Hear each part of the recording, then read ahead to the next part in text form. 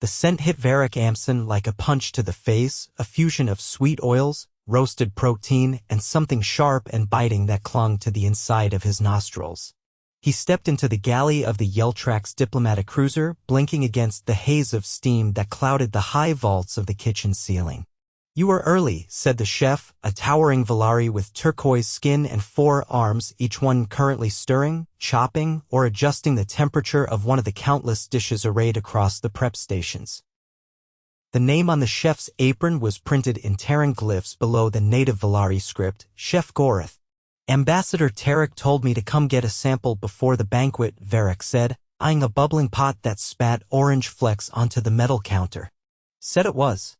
A gesture of interspecies trust.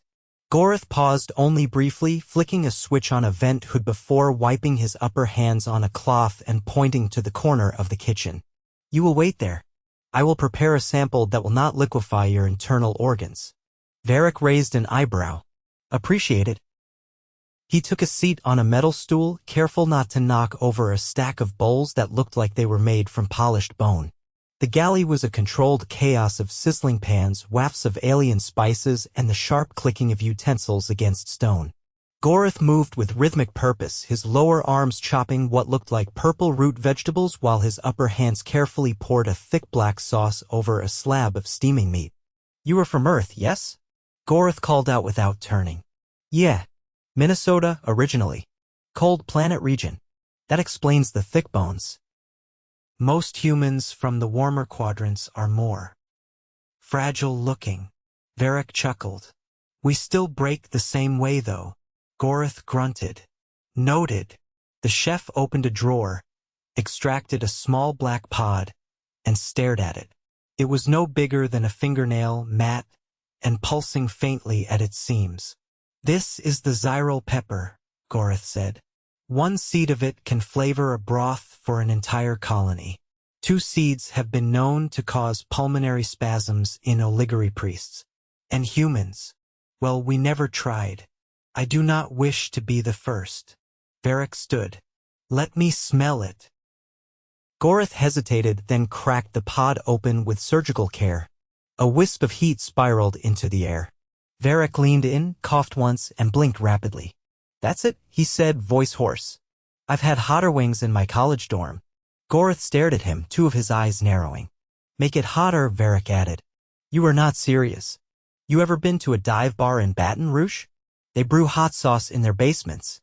My mouth was on fire for 2 days." Gorith muttered something in Valari, then retrieved another pot. He crushed both into a paste and stirred it into a bowl of thick stew, the color of molten copper. "You will taste only 1 spoonful," he said. Varek grabbed the spoon and took a bite before Gorith could even finish the warning. The taste hit like a freight train. A burst of tang, sweetness, and then fire, pure, unfiltered combustion tearing across his tongue and down his throat. His eyes watered instantly. A single bead of sweat formed on his forehead. But he didn't drop the spoon. Gorith watched intently. "You are in pain." "Yeah," Varek rasped, "but it's good pain." "You are an anomaly. Or maybe you just underestimated human masochism." Gorith made a note on his datapad. "I will adjust the Xirell dosage for the banquet." "Slightly." Varek wiped his face with his sleeve. "Slightly? Come on. You can do better than that." Gorith's lower right arm twitched. "You will regret this." "Probably." Later that evening, the banquet hall shimmered under soft bioluminescent lighting. Delegates from 15 different species milled about, sipping drinks from elongated flutes or gelatinous cups that pulsed with internal light. Varek stood near the human delegations table, his stomach still warm from the earlier taste. Ambassador Tarek, a lean woman with sharp features and a voice like gravel, approached him with a glass of green liquid. "You really told Gorith to make it hotter?" "Yeah," Varek said, taking the drink. He seemed hesitant. "He's been cooking Interstellar for over 20 years. If he's cautious, you should be terrified." "I'll live." Tarek gave him a long look. "If you don't, I'm writing your eulogy as death by ego." The servers began distributing the courses. The Xirell-infused stew arrived in small crystal bowls, steam curling gently from its surface. Most of the alien delegates took cautious sips. A few of the blue-skinned Varnaxi winced and pushed their bowls away. Varek dug in. By the third spoonful, he was sweating heavily. By the fifth, his hands trembled slightly. He could feel his heartbeat in his ears. But he didn't stop. Across the room, Goroth watched, expression unreadable. "Are you all right?" asked a Trillan diplomat seated next to Varek, her skin moving in waves like shallow water. "I've had worse," Varek said through gritted teeth. "You are leaking from your face. That's called sweat. It is alarming." A few minutes later, Varek excused himself and stumbled out of the banquet hall. He made it halfway down the corridor before doubling over, gasping. His vision blurred. His knees buckled. Two medtechs rushed to him, both Valari, lifting him onto a stretcher while he clutched his stomach. One ran a scanner across his chest. Elevated core temperature. Blood pressure unstable. Initiate fluid for. Alert medical bay. Varek didn't resist. His whole body was shaking. The heat hadn't stopped, it was spreading. "Tell Goroth," he managed to whisper, "still needs more kick." He passed out. When he woke, the lights were dim and the air cool. Monitors beeped softly beside him. A band of copper tubing ran from his forearm to a slow dripping forebag. Tarek stood at the foot of his bed, arms crossed. "You gave the entire medical wing a heart attack," she said flatly. "How long was I out?" Varek croaked. 6 hours. You had a serious reaction. Nothing permanent, but your body wasn't equipped for that kind of chemical load. Goroth said you took 3 servings. Varek shifted. "It was good stew. You're on a restricted diet now. No spices. No acids. Nothing stronger than mashed roots for the next 10 days. You're joking." "I'm not." Goroth entered quietly, holding a small glass vial. He approached the bed and set it on the table. "This was the final batch you ate," he said. "I sampled it myself after the banquet. You are either extremely resilient or extremely foolish." "Maybe both," Varek muttered. "I adjusted the recipe. Future human servings will contain only 1/10 of the Xirell paste. And still, I suspect it will be too much." Varek eyed the vial. The liquid inside shimmered like lava under glass. "You gonna throw it out?" "No. It is now a classified culinary weapon, locked under security protocols." Varek chuckled weakly. "Tell your people Earth has spice too."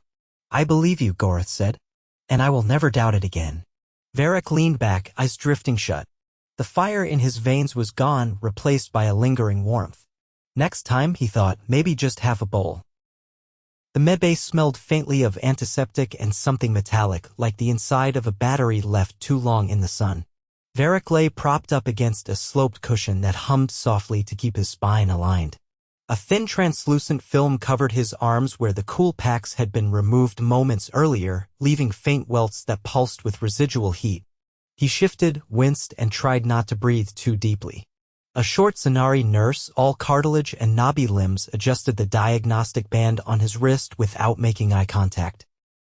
"You have a habit of metabolizing toxins like a bored scavenger bird," she said, tapping the display.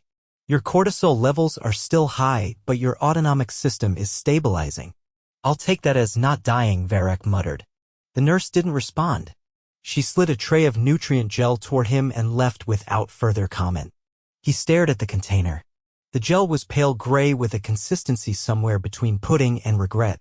It wobbled when he poked it with a spoon. He sighed, took a bite, and immediately regretted it. It tasted like wet cardboard soaked in sadness. Footsteps approached, heavier, deliberate. The door slid open and a tall, red-plated alien entered, his angular head brushing the top of the frame. 6 ocular nodes blinked independently as he surveyed the room. "You are the human who consumed a combustion-grade Xirell infusion," he said. Varek swallowed a mouthful of tasteless gel. "I guess that's my legacy now. I am Archivist Ralks. My assignment is to document anomalies." "Glad to be considered one." Ralks extended a small orb which floated to Varek's side and began scanning his face. "You ingested a biochemical compound known to destabilize Varnaxi cell membranes. And yet you suffered only temporary organ stress. They told me I'd be back to normal in 2 days. Your definition of normal must be fluid. Varek shifted again, this time to sit slightly straighter. What's this about? You here to take blood or write a dissertation? Neither. I am here to understand motive. Why did you escalate the dosage after experiencing adverse symptoms? You mean the sweating? That was nothing. You collapsed. Yeah, well, I didn't die. Ralks paused. His ocular nodes rotated inward slightly, a gesture that might have meant confusion or disbelief. Pain is typically a deterrent amongst sentient species. It is for us too, Varek said. But you ever hear of ghost peppers? Or death sauce? Humans seek pain out as entertainment. It's like climbing something just to say you did. Ralks lifted the orb. Your logic defies evolutionary safety. Exactly. The orb chimed and returned to its dock. Ralks turned toward the exit. I will add a note in the archive. Species exhibits deliberate interaction with biochemical distress for self-validation. Catchy. Ralks paused at the door. I do not envy your internal organs. As soon as the door closed, Varek exhaled and let his head fall back. He didn't have the energy to argue with an alien biologist. His whole digestive tract still felt like it had been steam-cleaned with chili oil. But there was a strange satisfaction in knowing he'd pushed the envelope. That stew was dangerous, sure, but it had also been incredible, complex, layered, exhilarating. He'd never tasted anything like it. An hour later, a familiar voice drifted in from the corridor. Tell me he's awake. Or at least not convulsing. Ambassador Tarek stepped into the medbay, trailed by an unfamiliar figure, a squat, blue-skinned being with a round head and sunken eyes, dressed in a utility jumpsuit that had seen better centuries. The newcomer carried a small case, which he held like it contained either priceless jewels or something alive and easily offended. Varek, this is Lore, Tarek said. Nutritional chemist. Works with the Interstellar Culinary Research Council. Lore nodded solemnly. I've reviewed your vitals and incident logs. You're either incredibly lucky or your digestive system is an evolutionary accident. I'll take either. Tarek gestured to the case. He brought something. Lore set the case on the bedside table and opened it to reveal a set of sealed ampoules, each filled with a different translucent suspension. The contents shimmered faintly, like they were alive. These are neutralizers, Lore said, in case your stomach lining decides to stage a protest. But more importantly, he lifted a small, clear capsule. This is a flavor extraction pill.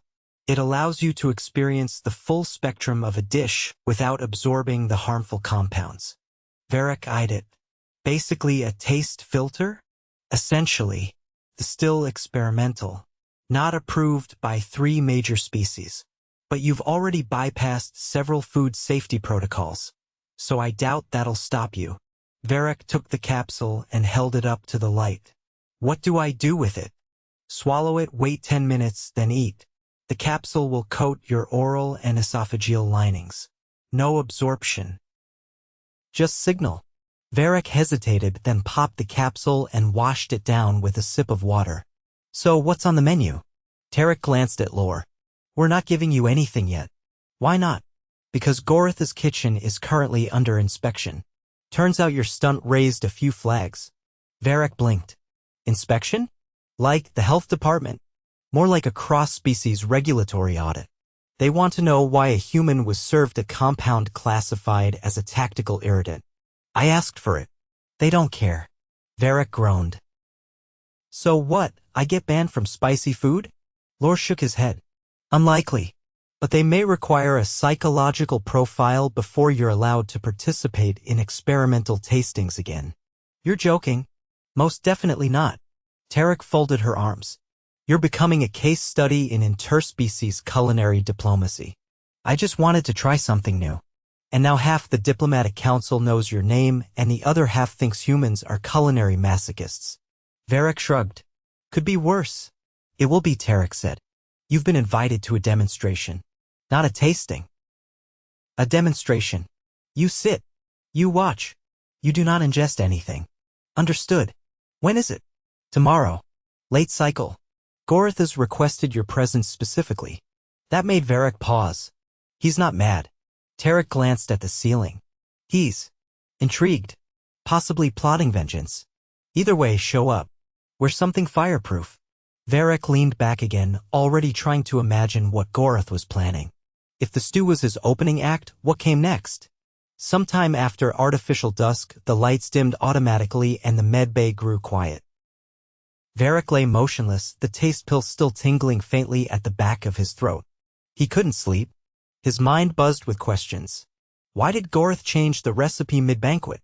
Why had no other species ever tried pushing the Xirell pepper that far? And why did it feel like this was only the beginning? He sat up, slipped his legs over the edge of the bed and flexed his toes against the cool floor. No tremors. No nausea. The worst had passed. He reached for the nutrient gel. Still cold. Still awful. But the next dish wouldn't be. And whatever it was, he planned to survive that too.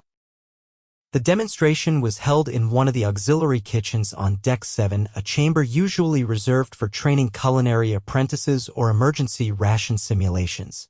Now it had been transformed into something closer to a stage. Tiered seating curved around a central cooking platform, ringed in layered heat barriers that shimmered faintly in the filtered light. The overhead vents were reinforced with triple filtration and a nearby medical kiosk blinked with automated readiness. Varek arrived 20 minutes early, wearing the fire-resistant suit Tarek had insisted he borrow from engineering. It itched at the cuffs and smelled faintly of lubricant, but it was better than waking up in another medbay. The seat designated for him had its own ventilation funnel and a proximity monitor. He sat down slowly, testing the backrest, then adjusted the collar which had fused awkwardly against his neck. Gorith entered from a side chamber without fanfare, carrying a long-handled ladle and a container of raw ingredients nested in a thermal cradle. The room quieted immediately. Most of the attendees were non-human Abrathi with their segmented necks, a trio of Silesians who blinked asynchronously, and a single Zarn diplomat whose skin refracted light like polished quartz. No one clapped. It wasn't that kind of event. This was observation, not celebration. Gorith positioned his tools with mechanical precision, then turned to the group. I will be preparing a variant of ember broth, he said. The base is Xirell-infused marrow stock. The revised formula has been modified to accommodate Terran olfactory and gustatory receptors, without inducing systemic collapse. Varek raised a hand. Gorith didn't look at him but nodded. Is this the same stuff I ate before? No. That was a foundational trial. This version has been restructured at the molecular level. Varek let his hand drop. Cool. The cooking began without further ceremony. Gorith moved like a conductor, each motion timed with a hiss of steam or a flicker of searing flame. He seared a slab of black-veined root over an open coil, then deglazed it using a yellow liquid that vaporized instantly, sending a wave of pungent aroma through the room. Several observers flinched. A Selesian coughed wetly and activated a personal air filter. Varek leaned forward. Gorith added a suspension of cultured proteins, each one shaped into a lattice that shimmered as it dissolved. The broth thickened, turning a deep red. He adjusted the heat with a palm gesture, then reached into the storage cradle and withdrew a single Xirell pod, this one slightly larger than the ones Varek remembered. A murmur passed through the crowd. This, Gorith said, holding the pod between his upper fingers, is a triple-aged variant. It has never been used in diplomatic cuisine. Varek squinted. Wait, triple-aged? Gorith glanced at him. The chemical complexity increases exponentially. Its volatility exceeds most known culinary agents. You're putting that in the soup? I am emulsifying it into a nanofiber suspension. It will not be consumed directly. Only its essence. That's somehow both reassuring and terrifying. Gorith crushed the pod using a small press, then injected the extract into a narrow column of liquid nitrogen. The hiss echoed like a snake in a vent shaft. As the vapor cleared, he piped the resulting slurry into the base of the pot. Every alien in the room shifted slightly. The Zarn diplomat adjusted the settings on its face mask. Gorith stirred. The broth responded audibly, crackling like dry leaves in fire. Then he ladled a small amount into a containment dish, sealed it, and placed it on a rolling cart. He pushed it toward Varek. "You are the only one permitted to taste," he said. "Your biometrics will be monitored in real time." A panel protruded from the seat, displaying Varek's pulse, respiration, and core temperature. His heart rate had already climbed. The cart stopped in front of him. The container hissed faintly as he opened it. Inside, the broth was thick and glossy, with a surface tension that shimmered like oil over magma. He tilted the spoon, watching the liquid cling before finally giving in to gravity. He took a breath, then tasted it. The effect wasn't immediate. First came a sweetness, like roasted fruit. Then the heat crawled forward, not like fire, but like pressure, blooming from his throat outward. His eyes watered, not from pain, but from intensity. The flavor kept unfolding, layer after layer, until he couldn't tell if he was tasting or hallucinating. He swallowed. Carefully. The panel beeped. Heart rate elevated but not dangerous. Temperature stabilized. Oxygen saturation normal. Varek set down the spoon. "That," he said, voice hoarse, "was insane." Gorith didn't react. "You were stable." "Barely. But yeah." He leaned back slowly, wiping his forehead. The cooling unit in his seat clicked on automatically. A brothy linguist leaned over the rail. "You consumed it willingly?" "I asked for seconds," Varek said, and immediately regretted it when the room fell silent again. Gorith did not serve him more. Instead, he turned to the observers. "This concludes the demonstration. Samples will be archived. The formula will remain restricted to controlled culinary trials." The crowd began to disperse in slow, orderly ripples. A few lingered near the exits, whispering in dialects Varek didn't understand. Tarek appeared beside him, arms folded. "You looked like you were about to levitate." "I think I did. Mentally." "Any regrets?" "Only that I can't explain what it tasted like. There's no human word for it. You'll probably be cited in at least 3 scientific journals by next week. I don't even have a doctorate. Doesn't matter. You're now a thermal resilience outlier. Congratulations." Gorith approached them again, this time without the ladle. "I will not be repeating this demonstration," he said. Tarek nodded. "Understood." Varek looked up. "Why not? I have proven what I needed to. The rest is irrelevant." "You mean that humans can handle it?" "I mean that flavor has limits. You are not one of them." Varek blinked, unsure how to respond. Gorith continued. "You have altered the culinary threshold. I must now redefine it." He turned and left, the end of his apron trailing a thin curl of vapor. Tarek clapped Varek on the shoulder gently, given the suit. "Well, you survived again." He exhaled slowly. "Barely. But yeah, again. Don't expect a third. I'm not that reckless." "You are. But at least you're consistent." They walked out together, the corridors dimming as the ship cycled into rest mode. The suit was still itchy, and his mouth still tingled faintly, but the ache in his stomach had calmed. He'd tasted the edge of an art form not meant for his species and lived to talk about it. That was enough.